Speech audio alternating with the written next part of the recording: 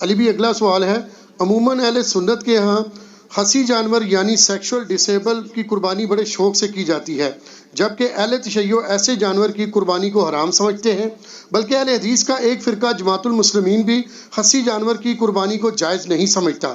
اس حوالے سے آپ کا کیا موقف ہے؟ دیکھیں، خصی جانور کے بارے میں یہ جو موقف ہے نا اہل تشیع کی طرف جو منسوب کیا گیا کہ وہ اس کو حرام سمجھتے ہیں، تو یہ ایک مت ہے جو ان کی پبلک کے اندر بھی ہے۔ آپ محقق شیعہ علماء سے پوچھیں تو شیعہ علماء کے اندر ان کے پرانے بزرگوں میں بھی دو رائے پائی جاتی ہیں۔ ایک مطلقاً خصی جانور کی قربانی کو حلال سمجھتے ہیں، دوسرے جو ہیں اسے حرام کی کیٹیگری میں نہیں سمجھتے، وہ کہتے ہیں پریفریبل ہے کہ نہ کیا جائے۔ لیکن آپ کو پتہ ہے جب یہ معاملات آگے چلتے ہیں نا تو پھر زیادہ سختی آنا شروع ہو جاتی ہے دونوں طرف سے۔ اور اب یہ ہے کہ شیعہ کی منڈیاں زیادہ لگی ہوئی ہیں، جیسے وہ کہتے ہیں شیعہ مچھی، شیعہ جانور، اور وہاں پہ خصی جانور کھڑے ہوئے ہوتے ہیں۔ حالانکہ اب شیعہ علماء سے میں نے باقاعدہ اس کے اوپر پوری ڈیبیٹ کی ہے، وہ کہتے ہیں جی ہمارا یہ کیٹاگوریکل موقف نہیں ہے، ہمارے ہاں دو اقوال ہیں، اور جو دوسرے لوگ ہیں نا جو خصی کی جانور کی قربانی کو جائز نہیں سمجھتے، وہ حرام کی کیٹیگری میں نہیں سمجھتے ہیں، وہ فتویٰ نہیں لگاتے کہ آپ کی ہوگی نہیں، وہ کہتے ہیں کہ بہتر ہے کہ یہ نہ ہو۔ جماعت المسلمین والے تو خیر بہت سخت ہیں، اہل حدیث کا یہ ایک ٹوٹا ہوا ایک سب سیکٹ آپ کہہ لیں، اور وہ کہتے ہیں چونکہ یہ بھی ایک عیب ہے جو جانور کے اندر موجود ہے، وہ کہتے ہیں انسان میں اگر یہ عیب ہو، خصی ہونا، سیکچولی ڈسیبل، تو یہ عیب ہے تو جانور میں کیوں نہیں ہے، یہ وہ لاجک پیش کرتے ہیں۔ دیکھیں اس معاملے میں میرا موقف پہلے کافی سخت تھا، لیکن میں نے ان 5-7 سالوں میں کافی اس کے اوپر ایمفسائز کیا ہے، تو میں اس رزلٹ پہ پہنچا ہوں کہ اس میں آپ کو سختی نہیں کرنی چاہیے۔ اگرچہ جب میرا سخت بھی موقف تھا نا تو میں نے اس وقت بھی کہا تھا کہ اگر کوئی قربانی دیتا ہے ہم اس پہ فتویٰ نہیں لگاتے، نہ اسے یہ کہتے ہیں کہ اس کی قربانی نہیں ہوگی۔ یہ اکتوبر 2012 میں میرا مسئلہ 52 ریکارڈ ہوا تھا۔ اللہ کا شکر ہے کہ میں جب کبھی بھی اجتہادی مسائل پہ بولتا ہوں نا تو میں اپنے لیے ایک راستہ ضرور باقی رکھتا ہوں، کیونکہ مسئلہ اجتہادی ہوتا ہے نا، نص قطعی تو نہیں ہوتا۔ تو بعد میں جب مجھے کبھی کسی موقف میں ڈھیلا موقف اڈاپٹ کرنا پڑے تو میرے لیے کوئی مسئلہ نہیں ہوتا، کیونکہ میں نے پہلے بھی کوئی سخت موقف نہیں اڈاپٹ کیا ہوتا۔ جیسے امام کے پیچھے فاتحہ کا مسئلہ ہے، میں نے اتنے شد و مد سے بیان کیا تھا، اس وقت بھی کہا تھا کہ جہری نمازوں میں جو امام کے پیچھے فاتحہ نہیں پڑھتے تو میں یہ نہیں کہتا ان کی نماز نہیں ہوتی ہے۔ خیر بعد میں اللہ نے شرح صدر کیا تو یہ سمجھ آئی کہ یہ جاری نمازوں میں پیچھے نہ پڑھنے والا عمل زیادہ بہتر ہے، تو مجھے ویڈیو ریکارڈ کراتے ہوئے بھی کوئی مسئلہ نہیں ہو رہا تھا، میں نے کو پہلے اس کو حلال حرام کا مسئلہ بھی نہیں بنایا تھا۔ خصی کے معاملے میں بھی یہی ہے، پہلے تو آپ اس کو سمجھ لیں کہ یہ خصی جانور کو عیب کے طور پر جن لوگوں نے دلیل کے طور پر پیش کیا ہے تو اس کی اصل دلیل تو ہے قرآن حکیم میں، سورہ نساء کی آیت نمبر 119، جس میں آتا ہے کہ شیطان نے کہا تھا کہ میں لوگوں کو ابھاروں گا کہ یہ جانوروں کے چیریں گے، بتوں کے نام پہ چھوڑتے تھے۔ اس میں آگے الفاظ ہیں وَلَآمُرَنَّهُمْ فَلَيُغَيِّرُنَّ خَلْقَ اللَّهِ، میں انہیں ضرور ابھاروں گا کہ تیری بنائی ہوئی تخلیق کو یہ بدلیں گے۔ تخلیق بدلنے میں ہر وہ کام داخل ہے جو نیچر کو آپ ہٹ کے کوئی کام کرتے ہیں، چاہے وہ کان چیر دیں، چاہے وہ آپ سینگ توڑ دیں کسی کا، ٹھیک ہے۔ اور اسی کیٹیگری میں تفسیر تبری جو اہل سنت کی پہلی تفسیر ہے ابن جریر تبری کی، انہوں نے اسی آیت کے کانٹیکسٹ میں لکھا ہے صحیح سند کے ساتھ کہ انس ابن مالک کہا کرتے تھے، ابو صحابی رسول ہیں، سنی شیعہ سے بلند ہیں وہ، کہ جانور کو خصی کرنا اس کی تخلیق کو بدلنا ہے۔ مصنف عبد الرزاق میں، المصنف ابن ابی شیبہ میں، سنن الکبریٰ البیہقی میں، سر ان 3 کتابوں کے نام یہ رٹ لیں آپ، یہ 3 کتابیں جس میں آپ کو صحابہ اور تابعین کے اعمال اور افعال مل جائیں گے۔ مصنف تو کہتے ہی اس کو ہیں جس میں کثرت کے ساتھ صحابہ اور تابعین کے ہوں، مصنف ابن ابی شیبہ، مصنف عبد الرزاق اور سنن الکبریٰ البیہقی، اس میں آپ کو کئی تابعین کا ملے گا کہ وہ جانور کو خصی کرنے کو حرام سمجھتے تھے، اور کئی کہتے تھے یہ جواز کی حد تک ٹھیک ہے۔ امام احمد بن حنبل سے مسائل احمد ان کی کتاب ہے جس میں ان کے فتاوی ہیں، ان سے پوچھا گیا تو وہ کہتے ہیں میں اللہ سے امید کرتا ہوں کہ خصی جانور کی قربانی درست ہوگی، وہ بھی کانفیڈنس سے نہیں کہتے۔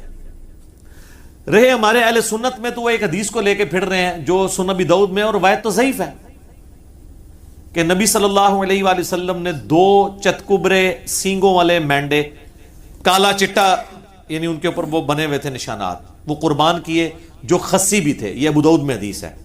اس کا ایک حصہ تو صحیح مسلم میں ہے کہ آپ علیہ السلام نے 2 چتکبرے مینڈے سینگوں والے قربان کیے اور آپ نے ان کو پہلو کے بل لٹا کے ان پہ پاؤں رکھ کے بسم اللہ واللہ اکبر تکبیر پڑھ کے ان کو ذبح کیا. اور مسلم شریف میں الفاظ ہیں, آپ نے ساتھ یہ بھی کہا اللہم تقبل من محمد و آل محمد و امت محمد, اے اللہ اسے قبول کر لے محمد, آل محمد اور امت محمد کی طرف سے صلی اللہ علیہ وآلہ وسلم اجمعین. تو اس حدیث کہ یہ الفاظ تو بخاری مسلم میں ہے. یہ حدیث ابو داؤد میں آتی ہے نا, اس میں خصی کے الفاظ بھی ہیں کہ 2 سینگوں والے چتکبرے اور خصی, لیکن وہ روایت ضعیف ہے. اس میں محمد بن اسحاق مدلس ہیں اور ان سے روایت کر رہے ہیں اور سما کی تصریح نہیں ہے. اس لیے یہ حدیث مشکات میں جب آئی ہے نا, 1461 نمبر ہے مشکات میں 1461, اس کے فٹ نوٹ پہ شیخ زبیر صاحب نے لکھا ہے اس حدیث کے کانٹیکسٹ میں کہ یہ حدیث جو ہے وہ ضعیف ہے خصی والے الفاظ کے ساتھ, باقی سارے الفاظ ثابت ہیں. لہذا وہ زبیر صاحب کا جو پرانا کوئی حکم کہ ابو داؤد میں لگا ہوا تھا نا, تو اس کو آپ چینج سمجھیں. وہ انوار الصحیفہ کے اندر جو سنن اربع کی تحکیم ہے اس میں بھی انہوں نے اس کو ضعیف کہا ہے. تو یہ حدیث تو ہے ضعیف. اب یہ محمد بن اسحاق تو مشہور مدلس ہے, اور اہل حدیث کے ہاں تو یہ مدلس ہونے کی وجہ سے ان کی روایت جو ہے ضعیف ہے, جو کہ مسلم کے مقدمے میں ہے کہ مدلس کی ان والی روایت سما کی تصریح کے بغیر ضعیف ہے. رہے حنفی, تو حنفیوں کے ہاں تو محمد بن اسحاق ویسے ہی ضعیف راوی ہے. وہ کہتے ہیں صرف اس کی تاریخ میں باتیں لی جائیں گی, کیونکہ امام المغازی ہے, سیرت ابن اسحاق پہلی سیرت کی کتاب یہی لکھی گئی ہے, انہوں نے ہی لکھی ہے. یہ تابعی ہیں, انس بن مالک کے شاگرد ہیں. سیرت ابن شام اس کی تلخیص کی گئی ہے بعد میں امام ابن شام نے. وہ جو فاتحہ خلف الامام والی حدیث ہے نا ابو داؤد کی, کہ فجر کی نماز میں بھی صحابہ پیچھے پڑھ رہے تھے تو آپ فرمایا صرف فاتحہ پڑھو, اس حدیث کو تو صحیح کہتے ہیں اہل حدیث. تو اس وقت حنفی ان کو یہ جواب دیتے ہیں کہ اس میں محمد بن اسحاق ہے اور وہ ضعیف راوی ہے, اور خود یہ خصی والی حدیث جو ہے محمد بن اسحاق والی پیش کر رہے ہیں. دیکھا آپ نے 2 نمبری, یہی 2 نمبری اس میں کی بھی ہے جو ابو داؤد میں حدیث ہے نا کہ عبداللہ بن عمر بن عاص جن کو وہ دعا یاد نہیں ہوتی تھی ان کے گلے میں تختی لٹکا دیتے تھے. تو وہ تقی عثمانی صاحب بھی بیان کر رہے تھے, میں نے کہا تھا سر اس کو دیکھ لیں, پہلے تو آپ نے نام ہی غلط لیا ہے, عبداللہ بن عمر نہیں ہے, عبداللہ بن عمر بن عاص ہے, جس کو اردو میں عمرو لکھا جاتا ہے. اور دوسرا یہ ہے کہ اس میں تو محمد بن اسحاق ہے جو آپ کے نزدیک ضعیف ہے, تو آپ یہ روایت کس طرح آگے بیان کر رہے ہیں کہ تعویذ لٹکاؤ گلے کے اندر. تو محمد بن اسحاق مدلس ہیں, ان سے روایت کر رہے ہیں, لہذا یہ روایت ہوگی ضعیف. اور اس کو اہل حدیث کہیں پیش ہی نہ کریں آپ کہ وہی خصی جانور قربانی کی, خصی جانور کی قربانی کی. اسی وجہ سے جماعت المسلمین والوں کا یہ موقف ہے کہ خصی جانور قربانی نہ کی جائے. اب یہ خصی جانور کا مسئلہ جو کر رہے ہیں ان کا مسئلہ بھی ٹوٹل اجتہاد پہ کھڑا ہوا ہے, نہ کرنے والوں کا بھی اجتہاد پہ کھڑا ہوا ہے. تو جب مسئلہ اجتہادی ہے تو پھر یہ نص نہ رہی. البتہ جو نہ کرنے والے ہیں وہ نص سے اس کو دلیل ضرور پکڑتے ہیں, والا آمرنہم فلا یغیرن خلق اللہ. اس کا جواب جو خصی کی جائز سمجھتے ہیں نا وہ بڑا زبردست جواب دیتے ہیں, اور میں سمجھتا ہوں کہ مولانا اسحاق صاحب رحمہ اللہ تعالیٰ نے اس مسئلے کو کافی حد تک حل کیا ہے. آپ کو پتہ ہے وہ اتحاد امت کے داعی تھے, اور ان کو یہ بھی ڈر نہیں ہوتا تھا کہ مسئلہ شیعہ کو سپورٹ کر رہا ہے یا اہل حدیث کو کر رہا ہے. وہ جس کے بھی حق میں ہوتا تھا دھڑلے سے کرتے تھے, اور ان کی کوشش ہوتی تھی کہ جو کامن آئے اس کو وہ ڈیفینڈ بھی کریں. لیکن اس مسئلے میں انہوں نے شیعہ کے اوپر سخت جو ہے نا گرفت کی ہے کہ یہ شیعہ نے جو مسئلہ نکالا ہے نا کہ خصی جانور کی قربانی نہیں ہوتی. اور وہ میں نے بتایا کہ مولانا اسحاق صاحب نے تو یاد ہی بات بتائی تھی. پوری بات یہ ہے کہ شیعہ میں بھی سب کا یہ موقف نہیں ہے, 2 گروہ ہیں. میں نے باقاعدہ شیعہ کے بڑے علماء کے ساتھ ڈسکس کیا ہے, آفتاب جوادی صاحب کے ساتھ ڈسکس کیا جو بڑے محدثین میں سے ہیں, زبیر علی زئی صاحب کے وہ دوست بھی ہیں, جامعۃ الکوثر اسلام آباد میں آپ لوگوں کی بلکہ ملاقات بھی ہوئی ہے ان کے ساتھ. تو وہ بھی کہہ رہے تھے ہمارے میں بھی 2 گروہ ہیں, لہٰذا یہ کوئی اتنا بڑا مسئلہ نہیں, اس کو مسئلہ بنایا جائے. وہ مولانا اسحاق صاحب نے بڑا پیارا جواب دیا. انہوں نے کہا کہ نبی علیہ السلام نے جو عیب گنوائے ہیں نا کہ ان عیوب کی بنیاد پہ جانوروں کی قربانی نہیں ہوگی, وہ تو ابو داؤد میں, ترمذی میں, نسائی میں, ابن ماجہ میں کیا ہیں؟ کان کٹا ہوا, سینگ ٹوٹا ہوا, لنگڑا, کانا, لاغر, بیمار. تو حضور علیہ السلام نے کہیں پہ بھی خصی کا ذکر نہیں کیا. اگر یہ مسئلہ اتنا ہی ہوتا تو کسی حدیث میں تو آ جاتا نا کہ خصی بھی وہ عیب ہے کہ جس کی وجہ سے قربانی نہ کی جائے. تو آپ نے اس کو نہیں. پھر انہوں نے مسئلہ حل کیا کہ خسی عیب ہے لیکن اس جانور کے لیے جو آپ نے ریپروڈکشن کے لیے رکھا ہوا ہے, جسے آپ اردو میں جفتی کروانا کہتے ہیں, تو اس کے لیے تو ظاہر ہے وہ عیب ہے.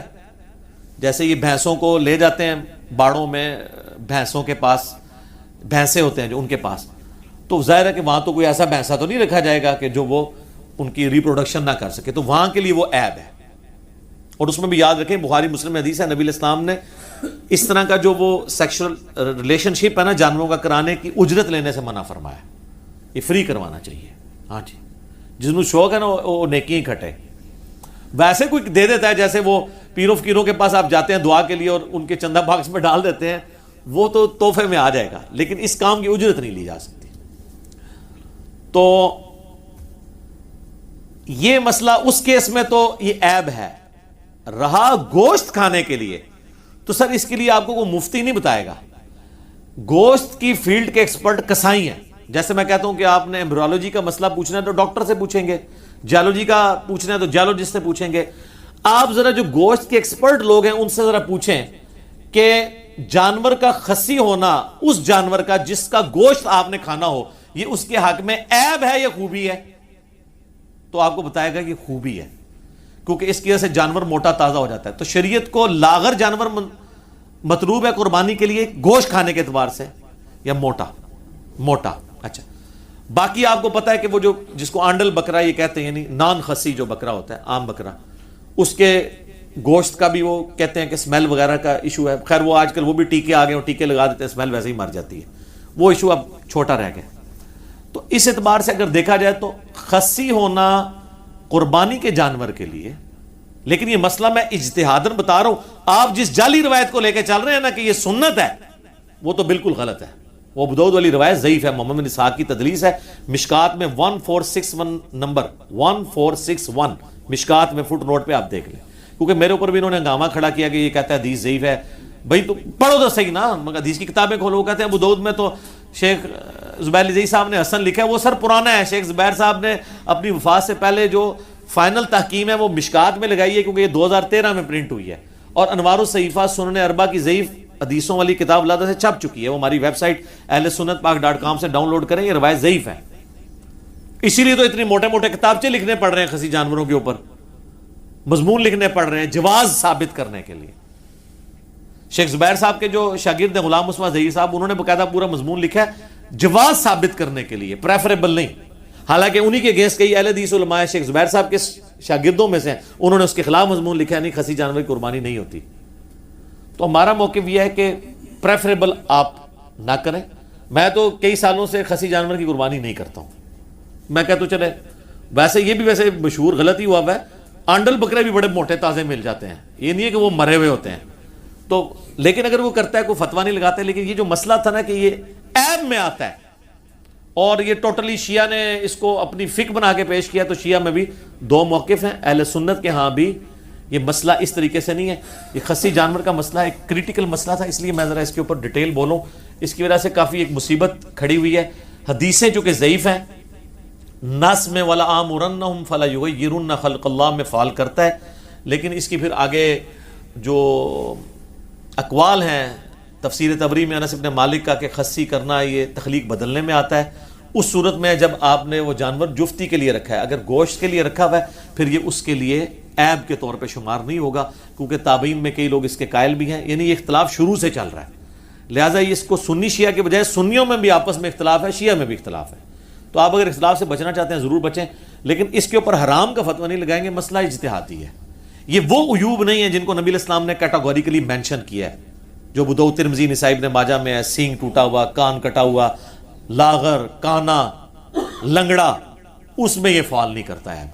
لہذا جماعت المسلمین والے تھوڑا اس مسئلے میں غلوف کرتے ہیں, شیعہ میں بعض لوگ غلوف کرتے ہیں. اس غلوف سے بچیں. آپ نے نہیں کرنا, نہ کریں. لوگوں کو یہ نہ کہیں کہ آپ کی قربانی نہیں ہو رہی. ٹھیک ہے, تو اگر آپ کرنا چاہتے ہیں تو آپ ضرور کریں, ہم آپ کو کچھ نہیں کہیں گے. خود ہم کوشش کرتے ہیں کہ ہم خسی بکرے کی قربانی نہ کریں, ہم احتیاط والی سائڈ پہ رہتے ہیں. لیکن مسئلہ پھر میں بتا رہا ہوں یہ اجتہادی ہے, یہ نس والا مسئلہ نہیں ہے. ٹھیک ہے, اور اگر آپ دلائل کو اگر دیکھنا شروع کریں تو مجھے مولانا اسحاق صاحب کا موقف مضبوط لگا کہ جو گوشت کے لیے جانور ہے اس کا خصی ہونا اس کا عیب نہیں ہے، اور جو جفتی کے لیے جانور ہے اس کا خصی ہونا اس کا عیب ہے. تو تھنک آؤٹ آف باکس کریں تو آپ کو کئی ایک چیزیں خود بخود کلیئر ہو جاتی ہیں. لہٰذا یہ اجتہاداً میں اس کو سمجھ رہا ہوں کہ جائز ہے. نص جو ہے نا وہ روایت ابو داؤد والی کمزور ہے، آپ جہاں سے مرضی لیں وہ روایت کمزور ہے، اس کی جتنی اسناد ہے سب میں محمد بن اسحاق مدلس ہیں اور ان سے روایت کر رہے ہیں. تو اس کی بنیاد پہ نہیں بلکہ تابعین میں سے کچھ لوگوں کی بنیاد پہ اور باقی دلائل کو دیکھنے کے بعد یعنی اس کا جواز موجود ہے. ٹھیک ہو گیا جی. جزاک